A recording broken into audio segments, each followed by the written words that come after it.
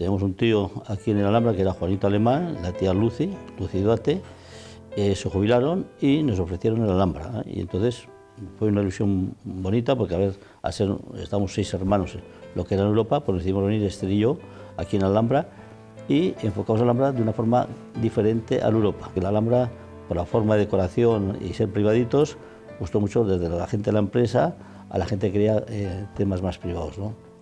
Y esa fue nuestra ilusión, ¿no? Muchas horas de trabajo, pero que te guste, que tengas ilusión, conocer al cliente y sabes sus gustos y bueno, y eso gusta mucho, ¿no? Para mí la Alhambra ha sido 34 años de muchas horas, mucho tiempo y es como mi vida, ¿no? Mi vida, La verdad que cuando llego aquí y ya llegan los clientes y estoy en contacto con ellos, pues bueno, pues la verdad que te cambia el chip, y es que estuvieras como con una familia, ¿no?